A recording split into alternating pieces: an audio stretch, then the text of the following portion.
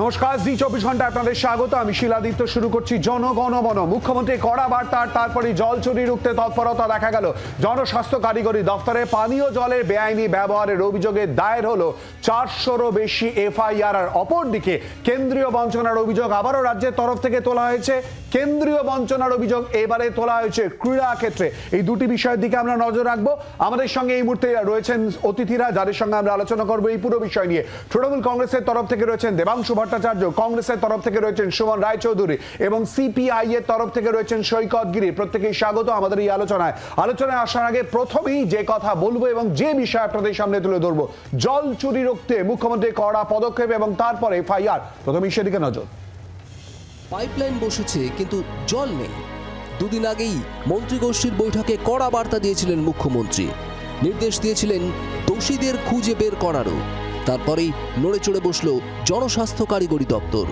জল চুরির অভিযোগে দায়ের হলো শয়ে শয়ে এফআইআর। রাজ্যের পঞ্চায়েত এলাকায় বাড়ি বাড়ি পানীয় জল পৌঁছে দেওয়ার কাজ চলছে। প্রশাসনের দাবি, খাওয়ার জলের পাইপলাইন বসানোর কাজ প্রায় 90% শেষ। কিন্তু অভিযোগ, অনেক জায়গায় পাইপলাইন বসলেও জল পৌঁছচ্ছে না। গত সোমবার বিধানসভায় জল সরবরাহ সংক্রান্ত মন্ত্রিগোষ্ঠীর সঙ্গে বৈঠক করেন মুখ্যমন্ত্রী মমতা বন্দ্যোপাধ্যায়। সেই বৈঠকেই পানীয় জলের বেআইনি ব্যবহার বন্ধে কড়া নির্দেশ দেন রাজ্যের প্রশাসনিক প্রধান। তারপরই কড়া পদক্ষেপ করল জনস্বাস্থ্য কারিগরি দপ্তর। বুধবার বিধানসভায় জনস্বাস্থ্য কারিগরি মন্ত্রী পুলক রায় জানান, পানীয় জলের বেআইনি ব্যবহার নিয়ে প্রায় 20,000 অভিযোগ জমা পড়েছে।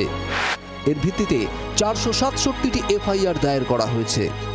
গবাদি পশুর স্নান থেকে হ্যাচারি, নার্সারি, এমনকি আইসক্রিম ফ্যাক্টরিতেও নিয়ম ভেঙে পানীয় জল ব্যবহার করা হচ্ছে বলে অভিযোগ। এই সংক্রান্ত অভিযোগ জানাতে বিধানসভায় 2টি হোয়াটসঅ্যাপ নম্বরের কথা জানিয়েছেন মন্ত্রী পুলক রায়।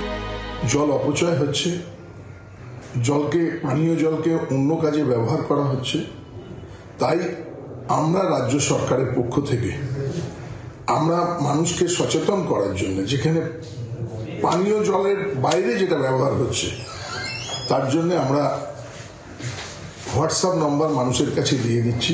দেখুন, অভিযোগের ভিত্তিতে মুখ্যমন্ত্রী কি ব্যবস্থা নিলেন আর কত মানুষের বাড়িতে জল পৌঁছলো, দুটোই ভিন্ন বিষয়। আমরা এই মুহূর্তে জানি যে জল জীবন মিশনের কাজ সবচেয়ে পিছিয়ে আছে পশ্চিমবঙ্গ। কেন্দ্রীয় সরকারের যেগুলো ফ্ল্যাগশিপ প্রজেক্ট ছিল, রাজ্য সরকার যদি সহযোগিতা করত, পশ্চিমবঙ্গের চেহারা বদলে যেত। প্রান্তিক মানুষের পাশে দাঁড়াতে কিংবা বেসিক ইনফ্রাস্ট্রাকচারের পরিবর্তন আনতে বিজেপি কোনো রাজনীতি চায় না। তৃণমূলের বিভাজনকামী মানসিকতাই আজকে পশ্চিমবঙ্গবাসীর এই দুর্দশার কারণ। রাজ্য প্রশাসনের দাবি, শুধু পাইপলাইন বসালেই হবে না, জল চুরি রুখতে না পারলে মাঠে মারা যাবে প্রকল্প।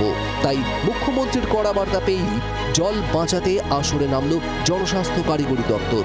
ক্যামেরায় পার্থর সঙ্গে প্রবীরের রিপোর্ট, জি 24 ঘন্টা। আসবে এই নিয়ে আলোচনায়। সুমনদা, জল চুরি আটকানো যাবে? প্রশাসনের তরফ থেকে কড়া পদক্ষেপ, এফআইআর।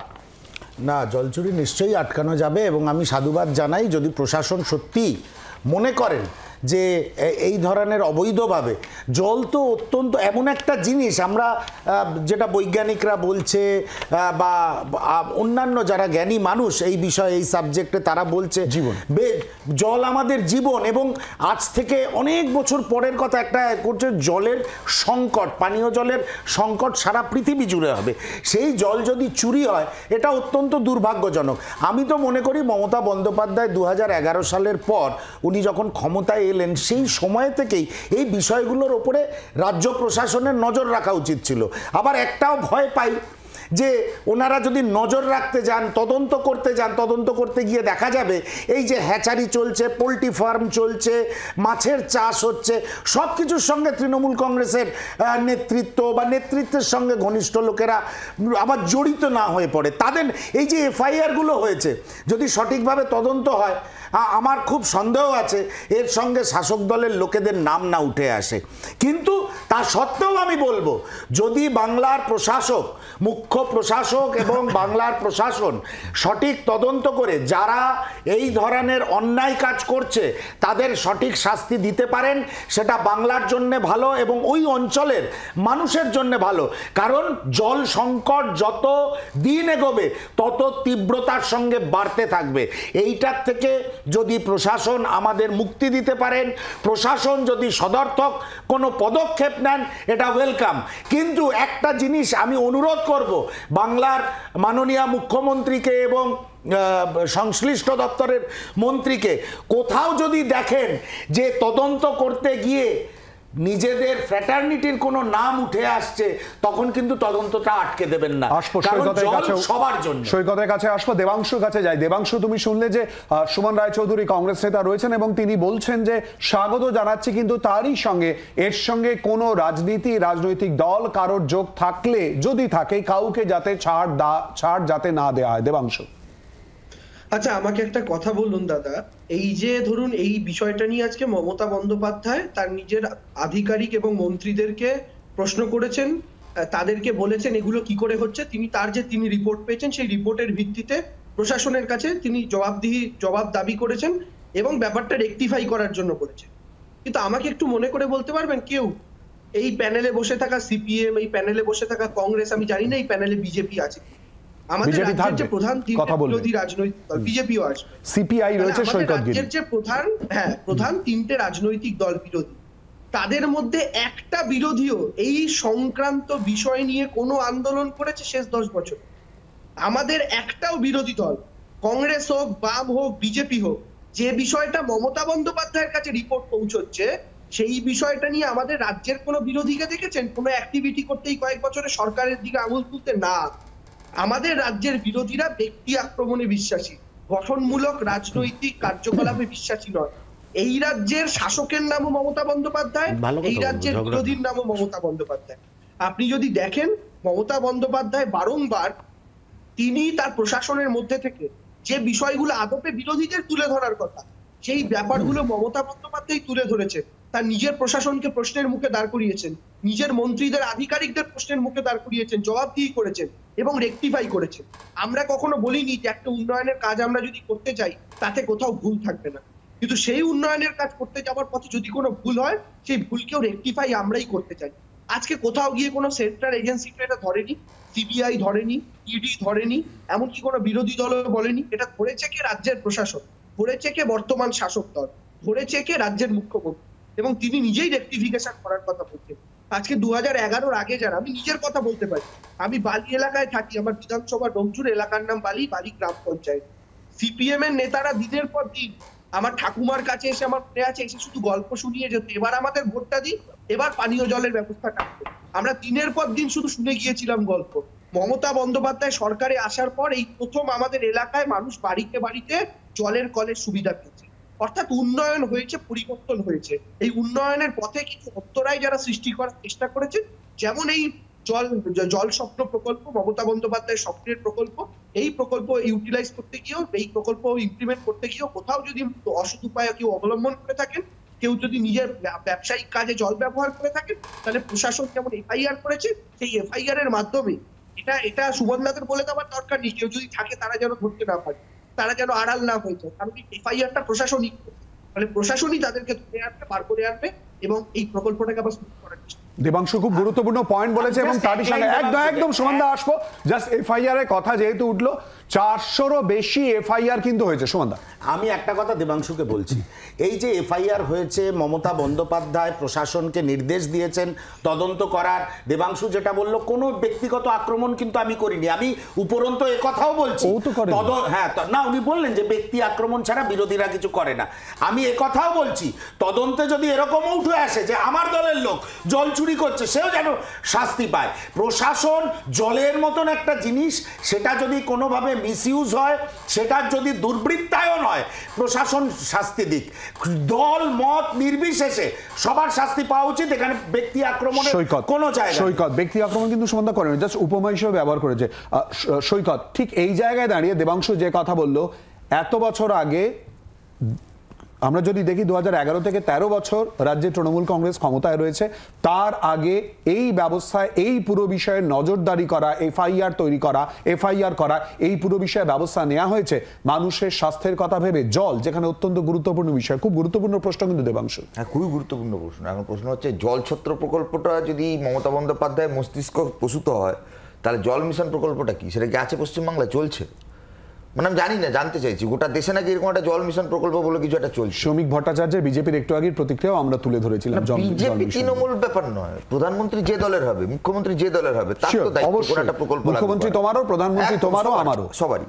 তাহলে জল মিশন প্রকল্প যদি না থাকে তাহলে জল মিশনটা কি এবারে এখানে জলছত্র হয়ে গেছে, মানে ওই কোভিডের টিকার মতন? সৈকত, কিন্তু ওর প্রশ্নটা কিন্তু খুব ইন্টারেস্টিং ছিল। ওর প্রশ্নটা ছিল যে একেবারে স্পেসিফিক্যালি এর আগের আমলে এরকম কোনো ব্যবস্থা, এরকম কোনো নজরদারি কি হয়েছে? একদম। কেন্দ্রের সরকার সাধারণত এরকম কোনো প্রকল্প যখন নেয় সেটা রাজ্য সরকার সেটাকে ক্যারি ফরওয়ার্ড করে। এই রাজ্যে 21 সালের আগে অবধি বিধানসভায় আমরা প্রতিনিধিত্ব করতাম। বিধানসভার ভেতরে বিরোধী দলের প্রতিনিধি যারা হিসেবে নির্বাচিত হয়েছেন, আমাদের একমাত্র আমাদের সমর্থনে যেটা নওশাদ সিদ্দিকী রয়েছেন, জলাশয় ভরাট করে একের পর এক মাল্টি স্টোরেজ বিল্ডিং কলকাতা পুরসভায়, একের পর এক বর্ধিত কলকাতা পুরসভার এলাকাগুলোতে একের পর এক জলাশয় রীতিমতন ভ্যানিশ হয়ে গেছে। রেকর্ড 11 সালের পর। জলের ক্রাইসিস, পরিশুদ্ধ পানীয় জলের যে প্রকল্প এবং আর্সেনিক মুক্ত পানীয় জল, বিশেষ করে আপনার মুর্শিদাবাদ, মালদা এবং বীরভূম, এই তিনটে জায়গায়, এই তিনটে ক্ষেত্রে বারে বারে বিধানসভার ভেতরে 2021 সালের আগে সুজন চক্রবর্তী টোটাল 8 বার এই নিয়ে প্রশ্ন করেছেন। কোনো প্রশ্নের কোনো উত্তর কেউ দেয়নি। 1, 2, আমার বক্তব্য হচ্ছে একদম সাধু উদ্যোগ, ভালো উদ্যোগ। যে কোনো রাষ্ট্রীয় সম্পদ, রাজ্যের সম্পদ, প্রাকৃতিক সম্পদ, সেটা অপচয় হওয়া, ধ্বংস হওয়া, লুট হওয়া, এটা আটকানোর ক্ষেত্রে সরকারের সদর্থক ভূমিকাকে যে কোনো বিরোধী রাজনৈতিক দলের কর্মী হিসেবে তাকে সমর্থন জানানো উচিত। প্রশ্ন হচ্ছে এইটাকে কেন্দ্র করে যদি কেউ একজন এই অভিযোগ করে যে আপনাদের আমলে কেন হয়নি, বুদ্ধবাবু যখন মুখ্যমন্ত্রী ছিলেন তখন কি দেখেছিলেন যে বুদ্ধবাবু বলে জল চুরি করে আমরা কোনো ব্যবস্থা নেব না? পানীয় জল বাড়ি অবধি পৌঁছে দেওয়ার বিষয়, এটা কেন্দ্রীয় সরকারের একটা সেন্ট্রাল প্রজেক্ট। রাজ্য সরকার সেটা লাগু করতে গিয়ে এখানে বিভিন্ন জায়গায় অভিযোগ সামনে আসছে। আমার বক্তব্য এখানেও নয়, আমি বলছি এটা সাধুবাদ, সরকারের এটাই ভূমিকা হওয়া উচিত। কিন্তু যদি ধরা পড়ে, এই যে সুমনদা বলছিলেন, আমি বলছি আপনি বলুন আপনার পাড়াতে একটা ইট গাঁথতে গেলে তৃণমূলের কাউন্সিলরকে তোলা দিলে আপনি, কিন্তু দেবাংশু তো বলছে যে এটা বলার অপেক্ষা রাখে না, যদি কেউ জড়িত থাকে ব্যবস্থা নেওয়া হবে, কারণ এফআইআর করা হয়েছে। আপনি এরকমই একটা শো করুন না, এইরকম একটা শো করুন ইন ফিউচার। আজ অব্দি 11 সালের পর এই রাজ্যে এত ভুরি ভুরি অভিযোগ উঠেছে, কোন ব্যবস্থা রাজ্য সরকার নিয়েছে? দেবাংশুর একটা প্রতিক্রিয়া, এছাড়াও নানান অভিযোগ উঠেছে, রাজ্য সরকার কোনো কি ব্যবস্থা নিয়েছে? এফআইআর হয়েছে ভুরি ভুরি। সৈকতের বক্তব্য। দেবাংশু, আমি 3টে পয়েন্ট বলবো। প্রথম কথা হচ্ছে কলকাতার মানুষ যে টালার জলটুকুনিও আজকে খায়, সেই টালার জলটাও ব্রিটিশ আমলে 1909 সালে। এটা ছাড়া বামফ্রন্টের কটা জলের প্রকল্প সাধারণ মানুষের বাড়িতে ট্যাপ ওয়াটার পৌঁছে দেওয়ার প্রকল্প একটু গুনিয়ে দিতে পারবে আমাদের বামেদের দাদা? তার কাছে প্রশ্ন রইল। 2 নম্বর বক্তব্য, আমি প্রশ্নটা যেটা রেখেছিলাম যে এখন তো জল প্রকল্প আছে, মানুষের বাড়িতে জল পৌঁছচ্ছে বলেই সেই জলটাকে চুরি করছে, এটা নিয়ে প্রশ্ন উঠছে। 2011-র আগে তো ওই চাপা কল আর কুয়োর জলের বাইরে কোনো অপশন ছিল না মানুষের কাছে। বাড়িতে বাড়িতে জল পৌঁছানো ছিল স্বপ্ন, ছিল ড্রিম, তাই সেখান থেকে চুরিরও কোনো অপশন ছিল না। ফলে প্রশ্নটা হচ্ছে তারা এই প্রকল্পগুলোই করেনি কোনো। আর তৃতীয় বক্তব্য, আমাদের সরকারের আমলেই বিধাননগরের কাউন্সিলর অ্যারেস্ট হয়, তৃণমূলের কাউন্সিলর হওয়া সত্ত্বেও। আমাদের সরকারের আমলেই আরাবুল ইসলামরা অ্যারেস্ট হয়। আমাদের সরকারের আমলেই এর আগে কলকাতা পৌরসভার বিভিন্ন কাউন্সিলর, আমি নামগুলো মনে করতে পারছি না, যাদের নিয়ে কদিন আগেও খবর হয়েছিল এই কাউন্সিলরকে হত্যা করার চেষ্টার পেছনে যে খবরটা হয়েছিল, তখন একের পর এক কাণ্ডে আপনারা দেখতে পাবেন তৃণমূল কংগ্রেসের সরকারের আমলে। এবং কদিন আগে তৃণমূলের ব্লক প্রেসিডেন্ট উত্তরবঙ্গের জলপাইগুড়ির শিলিগুড়ির কাছে, তিনিও পর্যন্ত অ্যারেস্ট হয়েছেন। দুর্নীতির অভিযোগ যদি মমতা বন্দ্যোপাধ্যায়ের কাছে গিয়ে পৌঁছায় বা কোনো অন্যায়ের অভিযোগ যদি মমতা বন্দ্যোপাধ্যায়ের কাছে গিয়ে পৌঁছায়, তাতে তিনি যত পুরনো নেতা হোক, যত ইম্পর্টেন্ট নেতা হোক, কাউন্সিলর হোক, জনপ্রতিনিধি হোক কিংবা ব্লক প্রেসিডেন্ট হোক, তিনি গ্রেফতার তা এড়াতে পারেন না। দেবাংশু একটুখানি আটকাচ্ছে, অত্যন্ত গুরুত্বপূর্ণ পয়েন্ট বলেছে সুমনদা এবং সৈকত, দুজনেরই বক্তব্য ছিল যে রাজনীতির ঊর্ধ্বে উঠে কি ব্যবস্থা নিতে পারবে। ইতিমধ্যে দেবাংশুর বক্তব্য, রাজধর্ম পালনে কিন্তু বর্তমান সরকার এবং দল প্রচেষ্ট, সুতরাং এই প্রসঙ্গে ব্যবস্থা নেওয়া হবে বলে অন্ততপক্ষে দেবাংশু এনশিওর করছে। এর পরের বিষয় কোন দিকে যায় সেদিকেও আমরা নজর রাখবো। একটা বিরতির পর আলোচনায় ফেরত আসবো, সঙ্গে থাকুন।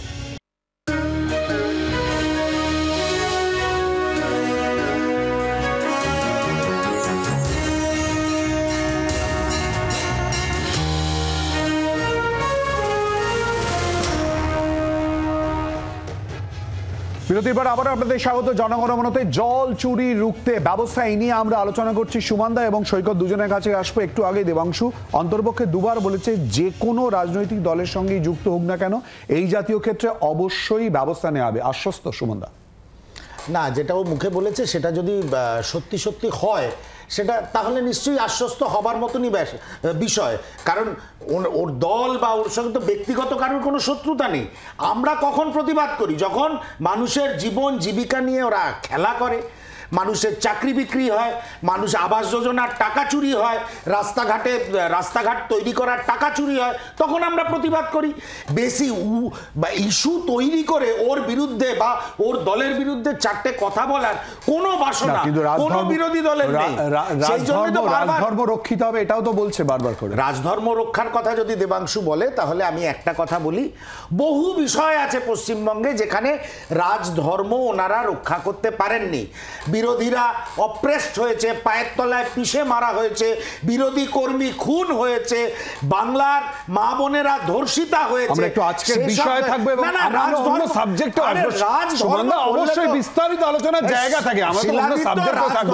সৈকত আশ্বস্ত, দেবাংশু ইতিমধ্যেই বলেছে রাজধর্ম রক্ষিত হবে, পুরো বিষয়ে ব্যবস্থা নেওয়া হবে কোন রকম রাজনৈতিক দল না দেখে। না দেখুন, প্রথমত হচ্ছে আমি আপনাকে এখনই একটা ছবি দেখাতে পারি যেখানে সুব্রত মুখোপাধ্যায় কলকাতা পুরসভার মেয়র থাকাকালীন কলকাতা পুরসভাতে ঘরে ঘরে ট্যাপ কলে জলের উদ্বোধন করছেন। এখন দেবাংশু কলকাতার রাস্তায় যদি ঘোরাঘুরি করে, একটু গাড়ি থেকে নেমে পায়ে হেঁটে যদি ঘোরে, বিভিন্ন জায়গায় এখনো যে জলের যে কলগুলো তাকে সেখানে হোর্ডিং লাগানো আছে। সেখানে কলকাতা পুরসভায় বহু টাইমে তৃণমূল কংগ্রেস কিংবা কংগ্রেস পরিচালিত পৌর বোর্ড বাম সরকারে কোনোদিন কলকাতার মহানাগরিককে রাইটার্সে গিয়ে টাকার জন্য হর্নে দিতে হয়নি। বহু জায়গায় ঘরে ঘরে জল থাকতো, এমনটা নয় জল না খেয়ে কলকাতা থাকতো। 1, 2 তমলুকের খাড়ুই 2 নম্বর গ্রাম পঞ্চায়েত কেন্দ্রের প্রকল্পের টাকা 9-6 অভিযোগে তৃণমূলের এক গোষ্ঠীর হাতে ঘেরাও তৃণমূলের অঞ্চল প্রধান সৌমেন মহাপাত্র মহাশয়ের হস্তক্ষেপে ঘটনা ধামাচাপা। 1, 2 মাতঙ্গিনী ব্লক, 2 নম্বর দেগঙ্গায় সিবিআই ইডির কাছে পর্যন্ত অভিযোগ জানিয়ে দাবি জানিয়েছে কেন্দ্রীয় সরকারের জল মিশন প্রকল্পের টাকা 9-6 অভিযোগ কে জানাচ্ছেন? তৃণমূলের ব্লক সভাপতি, তৃণমূলের প্রধানের বিরুদ্ধে। 2, 34 বছরের বাম আমলে মোরামের রাস্তা ছিল, ঢালাই প্রকল্প ছিল না, তখন একটা পঞ্চায়েতে যে পরিমাণ টাকা আসতো তার থেকে এখন 100 গুণ বেশি টাকা একটা পঞ্চায়েতে আসে, কিন্তু তখন মোরাম পড়লেও মোরামের টাকা চুরি হতো না। আর এখন ঢালাইয়ের টাকা এলে রডের বদলে বাঁশ ঢুকিয়ে ঢালাই হয়, জল মিশন প্রকল্পের টাকা লুট হয়। তখন জলসহায়ক বলে একটা পদ ছিল গ্রামে গ্রামে কলকাতার বহু প্রান্তিক এলাকায়, যেখানে জলসহায়করা অপারেটরের ভূমিকা কাজ করতেন টিউবওয়েলগুলোর। আজকে পাম্প অপারেটর পদগুলোতে তৃণমূল কন্ট্রাকচুয়াল লেবার ঢুকিয়ে জলসহায়ক পদের কর্মচারীদের চাকরি কর্মসংস্থান নিয়ে নিয়েছে। জাস্ট একটু রিঅ্যাকশন নিয়ে দেবাংশুর, অর্থাৎ এক্ষেত্রেও যাতে কোনো দুর্নীতি না হয় এবং পুরো বিষয়টা যাতে আটকানো যায় তার জন্য কি ব্যবস্থা নেওয়া হবে? দেবাংশু সংক্ষেপে। আমি শুধু সৈকতদাকে অনুরোধ করব, সৈকতদার যদি কোনো সিভিল সাবজেক্টের বন্ধু থেকে থাকে তাকে একটু জিজ্ঞাসা করে দেখো যে পৃথিবীর বিভিন্ন প্রান্তে ঢালাই রাস্তার ক্ষেত্রে এই বাঁশের স্ট্রাকচার এখন ইউজ করা হচ্ছে, এটা পশ্চিমবঙ্গে একমাত্র হচ্ছে না, এটা কোনো দুর্নীতির ব্যাপার না। এখন বিষয়টা হচ্ছে এটা রডের টাকা দিয়ে যে বাস হচ্ছে, খরচাটাকে বাঁচিয়ে সেটার কোনো নথি যদি যাচ্ছে লেখা আছে বড় বড় করে হোর্ডিং, বিক্ষোভ এখানে মানুষ তৈরি করেছে, এখানে মানুষ প্রতিবাদ জানায় যে হোর্ডিং এ যে পরিমাণ টাকা অ্যালটমেন্ট আছে। বলো দেবাংশু, বলো দেবাংশু, বলো। দাদা, আমি তোমার সময় তো একটাও কথা বলিনি, আমি দূরে আছি এরকম করো না, তুমি একদিন বাইরে থাকবে আমি স্টুডিওতে থাকবো। আমি যেটা বলতে চাইছি সেটা হচ্ছে যে এরকম যদি কোনো অভিযোগ থাকে সেটা কংক্রিট তথ্য প্রমাণ নিয়ে বলা উচিত। দ্বিতীয় কথা আমি যেটা বলতে চাইছি, যেটা সৈকতদা বললো, হ্যাঁ কলকাতা পৌরসভায় যদি সুব্রত মুখার্জি করে থাকে, সেটাও তো কলকাতা পৌরসভায় কখনো কংগ্রেস পরিচালিত বা তৃণমূল পরিচালিত বোর্ড করেছে। আমার কথা হচ্ছে রাজ্য সরকারের আবার মাঝখানে তুমি তোমার টাইমে বলো না সৈকত। আমরা অনেকগুলো বিষয় ছোঁয়ার চেষ্টা করছি এবং তারই মধ্যে সৈকত এবং সুমনদা যে কথা বারবার করে বলছেন, এক, যাতে রাজধর্ম পালনের বিষয় থাকে, এফআইআর যেগুলো করা হয়েছে তার পরিপ্রেক্ষিতে যাতে ব্যবস্থা নেয়, এবং দ্বিতীয়ত তারই সঙ্গে দুর্নীতির অভিযোগ উঠলেই যাতে ব্যবস্থা নেয়। আমাদের অবশ্যই করে নজর থাকবে রাজ্য প্রশাসনের তরফ থেকে ঠিক কি ব্যবস্থা নেওয়া হচ্ছে এদিকে। বাংলার আওয়াজ, বাঙালির আবেগ, জি 24 ঘন্টা।